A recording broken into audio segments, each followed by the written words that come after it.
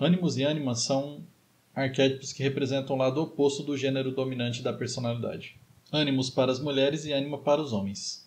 Nesse vídeo falaremos sobre esses dois arquétipos, o que são, como reconhecê-los, como eles funcionam, como se dá a cisígia, que é a união desses dois arquétipos, e como integrá-los de forma saudável. Meu nome é Demetrios Mikulis e vamos estudar mais um arquétipo da psicologia junguiana.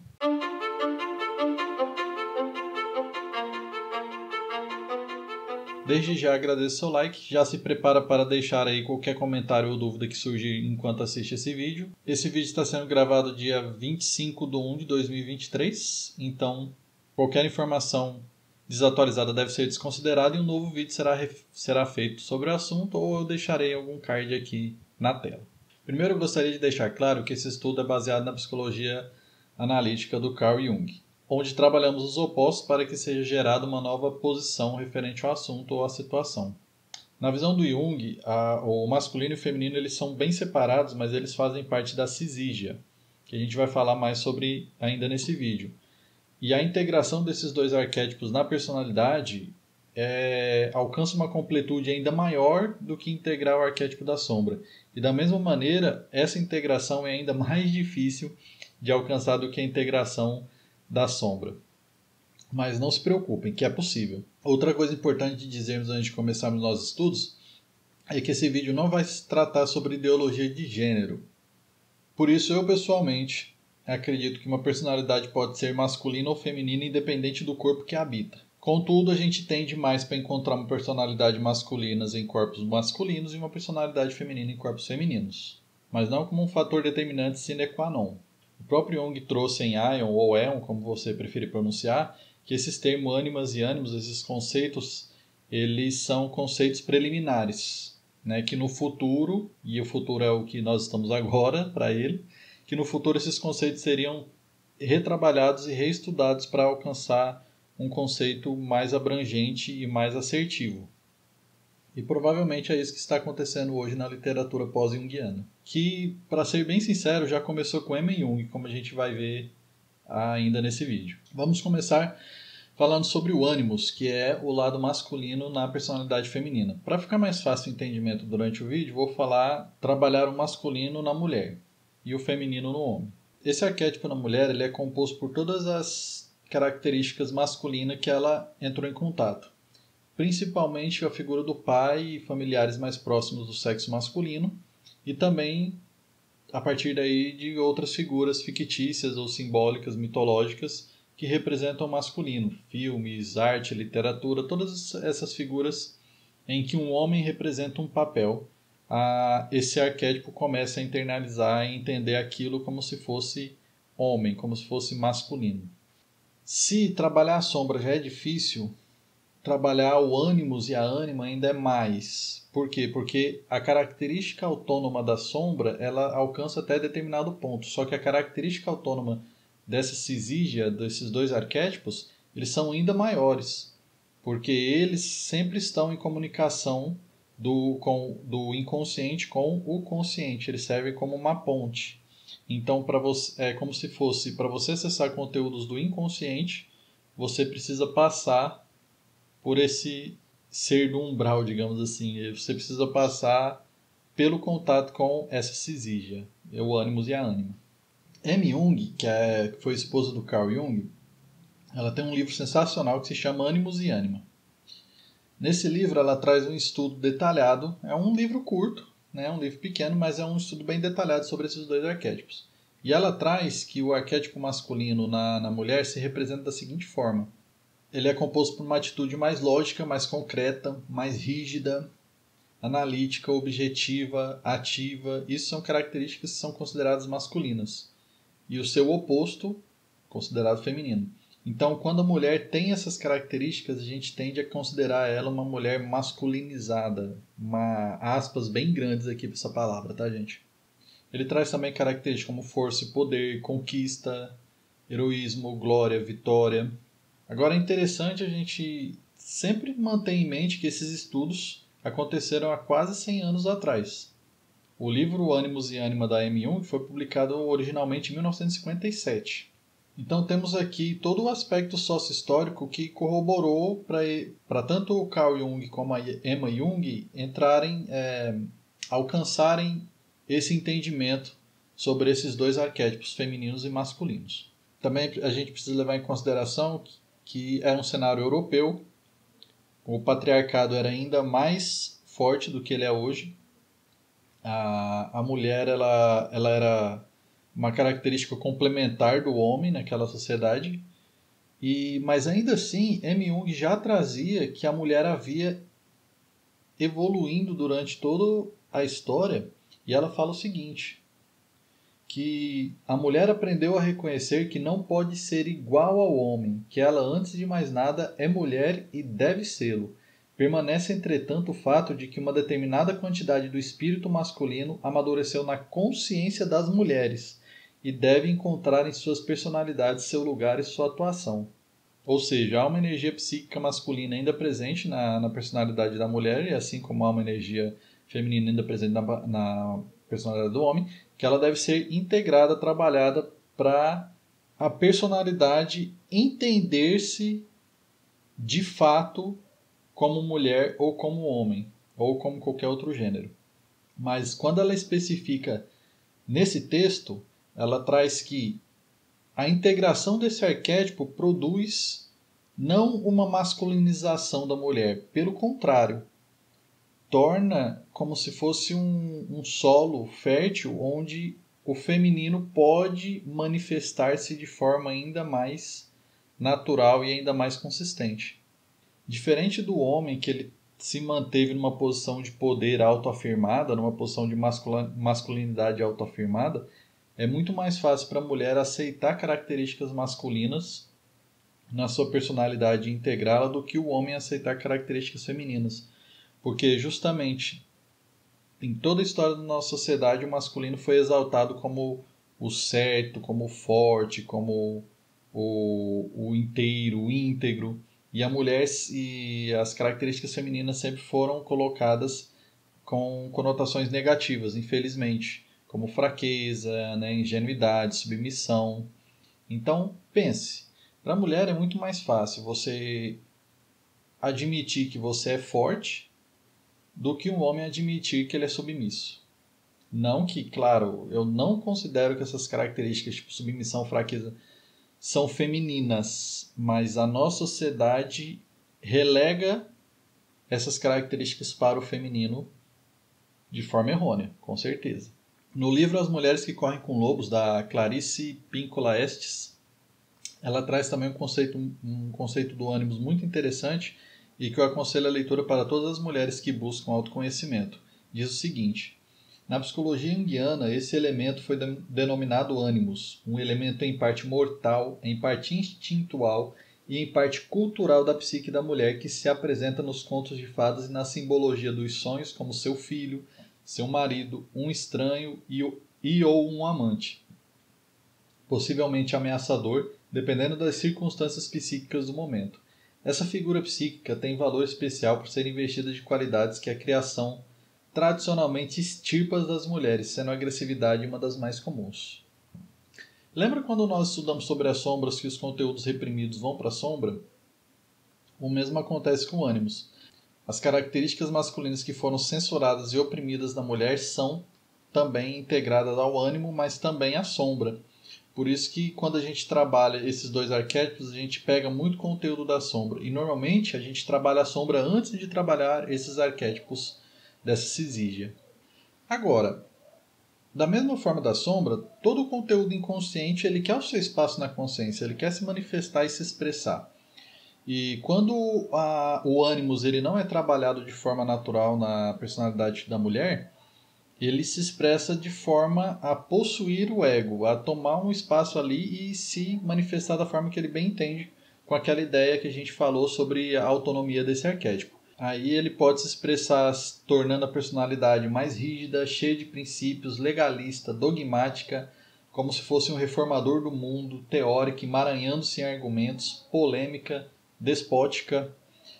E são características, óbvio, que se a gente trabalhar no meio social, elas podem não ser aceitas. Por isso que a gente fala que quando o ânimos possui o ego, ou a ânima possui o ego, essa possessão se dá porque, além desses conteúdos inconscientes que querem se manifestar, eles se manifestam sem o crivo, sem o filtro que o ego tem. Então eles se manifestam da forma que eles bem entendem, da forma que eles acham necessária para trabalhar algum conteúdo que está lá no inconsciente. Alguns autores trazem que a agressividade e a violência são características masculinas. Então, que nem a Clarice falou, é renegado a mulher que expressa essa agressividade, essa violência. Eu acredito que essas características de agressividade e violência são muito universais para a gente relegar um princípio do masculino ou feminino. Porque se você imagina uma mãe, principalmente selvagem, né, uma loba protegendo seus filhotes, ela não protege com submissão, carinho e amor. Ela é extremamente agressiva, extremamente hostil para proteger sua ninhada. Então são características que a sociedade quis tirar da mulher, mas não que essa característica seja necessariamente masculina. Em sonhos e práticas de imaginação ativa, a gente consegue trabalhar a visualização desse ânimos. Ele pode se representar através de uma figura do sexo oposto, através de símbolos, através de formas, mas normalmente ela se apresenta como uma figura mesmo humana, ou antropomórfica, mas normalmente humana, do sexo oposto. E quando você trabalha esse arquétipo, você traz toda a energia psíquica que ficou ali estagnada junto com aquelas características masculinas. E na personalidade da mulher, ela vai conseguir uma diminuição do sofrimento psíquico causado pela repressão dessas características, assim como ela vai conseguir expressar sua feminilidade de forma mais natural e completa. E também, muitas vezes, a repressão do ânimos era ligada à apatia, à falta de iniciativa, à submissão. Então, o ânimos bem trabalhado empodera a mulher para que ela possa sair de um relacionamento abusivo, por exemplo, defender-se contra abusadores, né? A questão da agressividade que a gente estava falando. A Emma Jung traz que, incorporando esse ser masculino da alma, para ele aí exerça a função que lhe cabe, será possível ser realmente mulher no seu sentido mais elevado, e já que ao mesmo tempo somos autênticas, também cumprir nosso próprio destino humano. Antes de continuarmos para o nosso próximo assunto, que é a ânima, eu gostaria de acrescentar que esse arquétipo para mim é de muito difícil estudo e entendimento, porque eu não consigo experienciar ele da mesma forma que ele se manifesta numa personalidade verdadeiramente feminina ou numa mulher. Então, esse conteúdo que eu trouxe é um conteúdo acadêmico, né? O conceito mesmo de ânimos. E acredito que o meu lugar de fala referente a esse conceito chega até certo ponto. Então, se você se interessou sobre o assunto, eu aconselho que busque mais vídeos, mais textos, principalmente de autoras mulheres, que elas vão conseguir se expressar e expressar o ânimo de forma muito mais interessante, muito mais completa. Há muito ainda para ser estudado sobre o ânimo, então se vocês se animarem, péssimo trocadilho, nós faremos mais vídeos sobre ânimos, eu estudarei mais a fundo e a gente pode trazer mais conteúdo também. Tudo que falamos sobre o ânimos é válido sobre a ânima, mas é claro, do lado oposto, né? Agora nós estamos falando do feminino na personalidade masculina ou na personalidade do homem. Da mesma forma, a ânima é composta por todas as experiências femininas que o homem teve, principalmente a figura da mãe. A figura da mãe, ela é ainda mais influente na concepção da ânima do que a figura do pai na concepção do ânimos. Talvez eu esteja falando isso numa posição de homem, mas na literatura também a gente vê que a figura materna ela é muito influente na criação da ânima. Mas também é um pouco tendencioso porque começou o estudo desse arquétipo pelo Carl Jung, que é um homem, e ele foi sendo estudado por outros autores, como James Hillman, que tem um livro com o nome Ânima, que também é sensacional para os homens que querem se aprofundar no seu lado feminino. Eric Newman também escreveu sobre a ânima e sobre o feminino, então a gente tem muito material do ponto de vista do homem sobre o lado feminino do homem. Por isso que eu acho que a ideia da maternidade pode ser um pouquinho detenciosa. Mas vamos continuar. Outras figuras femininas como primas, irmãs, tias, figuras mitológicas, figuras que ele vê na arte, na literatura, também influenciam na criação dessa ânima. E uma coisa interessante é que na nossa posição sócio-histórica atual, o homem, assim como a mulher, eles são extirpados de todos os outros conteúdos que não são do seu gênero. Então o homem não pode chorar, o homem não pode expressar sentimentos, o homem não pode sentir, o homem não pode achar o outro homem bonito. Então a beleza do homem ela é apenas para o sexo oposto.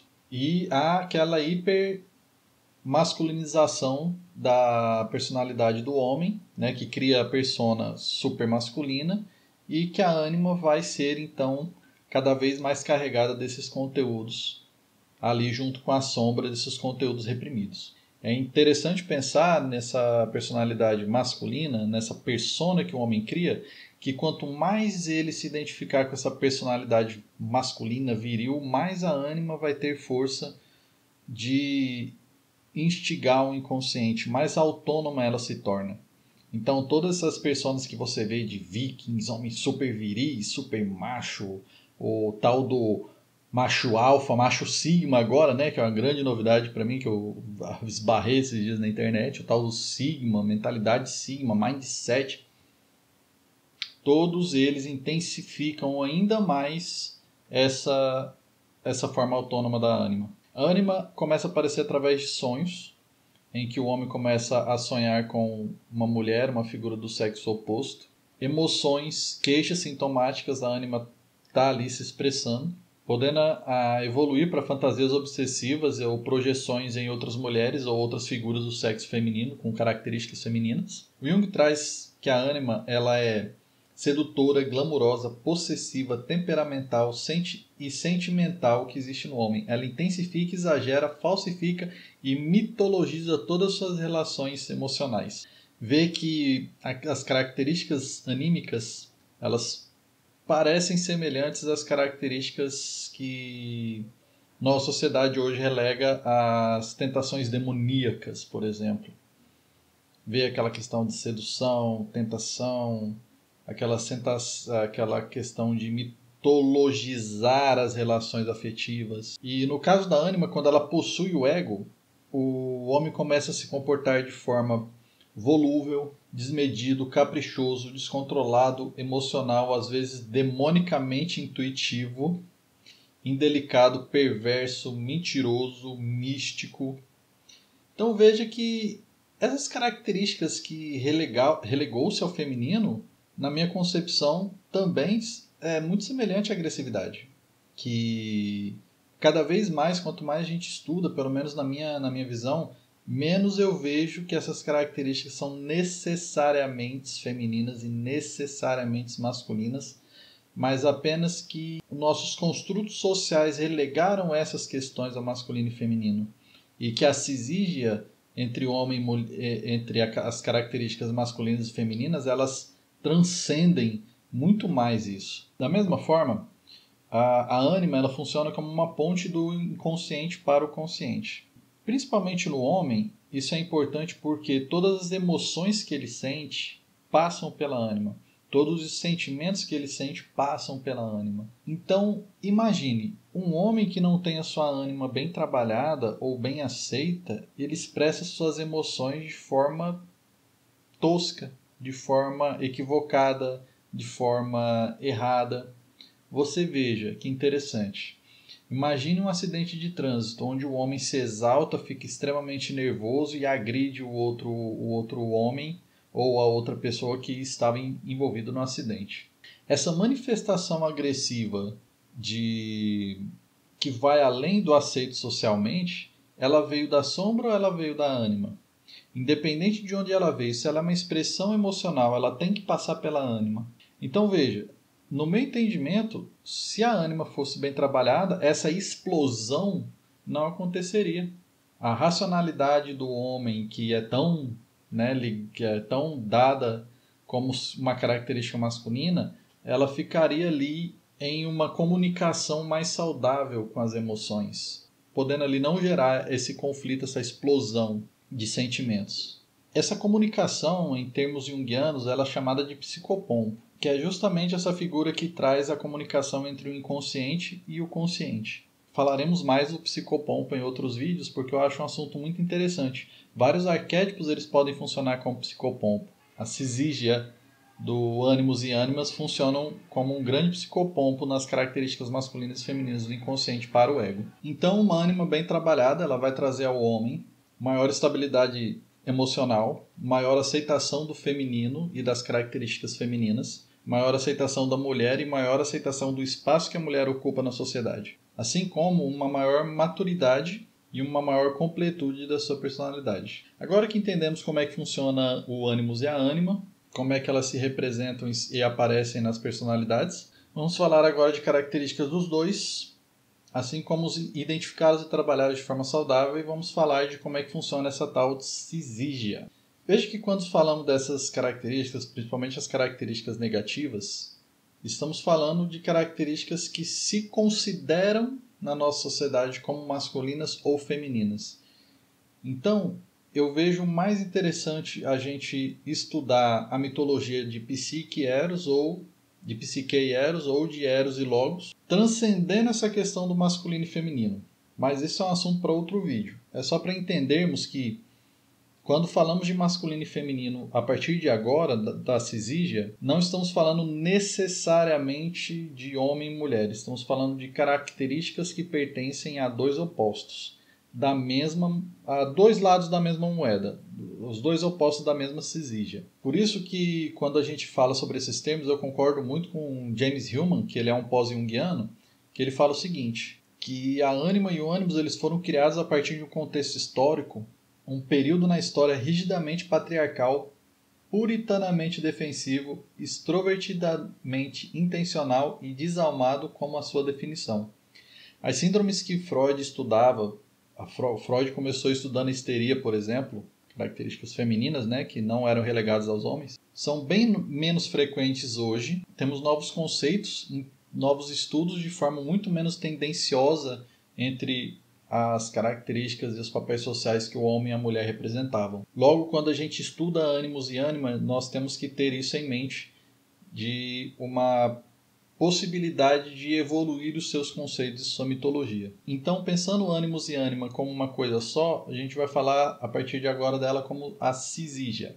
Syzygia foi um termo usado por Jung para definir a união entre dois opostos. E muitas vezes em seus textos ele se refere do ânimos e ânima como Syzygia. No meu entendimento, que eu compartilho com alguns autores junguianos, a Syzygia ela começa na personalidade como uma coisa só. Então, a personalidade, independente do corpo que habita, nasce com essa Syzygia masculina e feminina. Nasce com os dois polos masculinos e femininos. A partir do seu desenvolvimento, há uma separação dessa Syzygia para que ela entenda-se ou como masculina ou como feminina. E que para no futuro esses polos voltam a se reencontrar mais uma vez. É como se para você poder entender uma característica masculina, você precisa experimentar o feminino e vice-versa. Só aí então você pode novamente unir esses dois polos. Contudo, a nossa sociedade ela perdeu a ideia dessa volta, desse retorno, dessa união que é preciso ter para a personalidade se desenvolver. E foi relegado a papéis sociais essas características, e a união ela foi atirada na figura do casamento entre um homem e uma mulher. Então veja que aquilo que deveria ser reintegrado em nossa personalidade individualmente, ela só é entendida numa reunião a partir do casamento entre duas pessoas de sexos opostos. Agora, na nossa atual contemporaneidade, que nós estamos evoluindo esse conceito, né? Finalmente entendendo que não é bem assim que funcionam as coisas e que a união das pessoas não necessita necessariamente de que opostos se completem e que, na verdade, duas pessoas completas podem se relacionar de forma saudável e que pessoas incompletas tentando completar-se a si mesmo e a outra, acaba, pelo contrário, trazendo sofrimentos psíquicos e dificuldades no relacionamento afetivo. Isso fica evidente na nossa sociedade quando a gente fala, a pessoa encontrou a outra metade da laranja, a meia para o seu sapato, a tampa da panela, como se o próprio indivíduo não pudesse ser completo em si mesmo. Aí pode surgir uma dúvida nesse ponto. Você pode falar assim, mas Demetrios, as características femininas e masculinas elas não são predominantes na natureza, a gente não consegue percebê-las nos animais, por exemplo, em que há necessidade de um macho e de uma fêmea para que haja procriação da espécie? Sim e não. Veja que no momento em que você considera que isso se aplica em um molde universal, a gente precisa partir da ideia de que todos os seres vivos compartilham a mesma forma de gestação, a mesma forma de procriação, a mesma forma de criação, a mesma forma de manifestações desses dois princípios. Logo, se a gente pegar, por exemplo, os cavalos marinhos, eles compartilham a gestação com a fêmea da espécie. Então agora a gestação é uma característica masculina? Veja que essa percepção de que o que é natural não se aplica necessariamente às formas de manifestações psíquicas desses dois arquétipos e dessas características masculinas e femininas. No momento nós não vamos nos aprofundarmos nessa observação de lógica empírica e nem em suas falácias. Mesmo que isso possa trazer evolução do conceito, vamos deixar para outro vídeo e outros estudos. Precisamos apenas entender como consideramos o homem e suas características, a mulher e suas características e eles como indivíduos. Trabalhar essas características para que possa se manifestar essa união e a cisígia possa funcionar como o psicopompo que ela é e manifestar-se de forma saudável através da individuação. Conseguimos fazer isso, identificar essas características, o ânimos e a ânima, principalmente através de projeções que fazemos no sexo oposto. Somos normalmente atraídos afetivamente e sexualmente por pessoas que compartilham essas características anímicas que temos, justamente com essa ideia de tornar-se completo. Nós podemos também notar as características da ânimas e do ânimos e o ânimos e ânimas em nós, em representações oníricas do sexo oposto, né? Durante os sonhos, que nem eu falei nesse vídeo. Conseguimos entrar em contato com representações desses arquétipos através de práticas de imaginação ativa também. E às vezes a gente consegue perceber essas características na arte, em simbologias, na literatura, filmes, séries. E também é importante a gente entender que quando uma figura do sexo oposto aparece num sonho, ela não necessariamente é a ânima ou ânimos. Pode ter características sim desse arquétipo, mas não é um fator determinante. Grande maioria das vezes é, mas não necessariamente. E aí, como é que a gente consegue diferenciar então? Através do autoconhecimento. Quanto mais a gente conhece, mais a gente consegue perceber que não, isso aqui é o ânimos, isso aqui já é uma outra manifestação, por exemplo, uma manifestação da minha sombra, isso aqui já é uma manifestação do velho sábio. Quando a sua integração, a gente precisa primeiro encontrá-los. Quando a gente encontra, a gente percebe algumas características do sexo oposto que nos causam estranheza, que nos causam desconforto, que nos causam talvez uma fascinação muito grande, acima do que deveria causar. Essas características, então, você precisa entender elas, você precisa entender por que você se sente daquela maneira quando você é confrontado com aquela situação ou com aquela característica e trabalhar uma forma de que você aceite que aquela característica exista. Porque naquele momento que você aceita que aquela característica exista, principalmente em sua própria consciência, ela deixa de causar aquele espanto, aquela estranheza que ela normalmente causa em você. Vou dar um exemplo de um homem que tem problema com mulheres grávidas. Ele não consegue ficar próximo de mulheres grávidas. A gravidez causa estranheza, muita estranheza a ele. Ele não consegue ter filhos por causa desse motivo. E seus relacionamentos afetivos, inclusive, são atravessados por uma dificuldade muito grande, justamente por causa do medo de engravidar a mulher. Quando ele aceita que essa capacidade gestacional também faz parte do homem, também faz parte dele, que ele tem uma participação ativa na gestação, por exemplo, ou que ele percebe a natureza dessa questão e trabalha ela através de imaginação ativa, de meditações, através dessa dialética, ele vai conseguir minimizar ou talvez até cessar essa estranheza que ele sente próximo a mulheres grávidas e quando trabalha questões da gravidez. Normalmente isso é trabalhado em terapia, a questão da integração do ânimos e ânima, mas é claro que isso é possível também ser feito de forma individual, através dos princípios da autorregulação e da autoatualização. Que nem eu falei no vídeo do arquétipo da sombra, é muito melhor você fazer isso em terapia, porque aí você vai ter uma pessoa, o terapeuta vai fazer o papel de um mestre, digamos assim, para te ensinar a fazer essa nova habilidade, fazendo com que essa integração seja muito menos penosa, muito menos danosa e muito mais fácil de você fazer.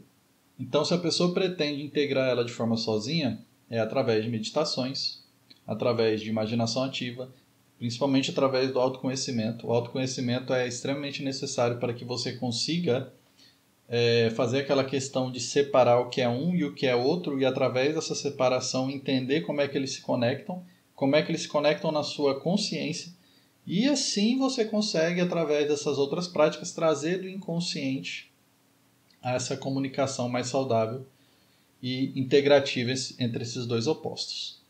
Ainda temos muito o que falar sobre esses dois arquétipos, sobre a Cisígia, ânimos e ânima. Eu poderia passar horas e horas falando sobre esses dois arquétipos, eles me interessam muito, mas pode ser para temas de outros vídeos. Essas introduções sobre os arquétipos que eu estou fazendo para vocês são como convite para que vocês estudem mais sobre o assunto, se conheçam mais, tragam mais entendimento e luz sobre esses assuntos para que vocês se tornem pessoas mais completas, digamos assim, e que vocês possam caminhar nessa longa jornada da individuação de forma mais saudável e mais fácil.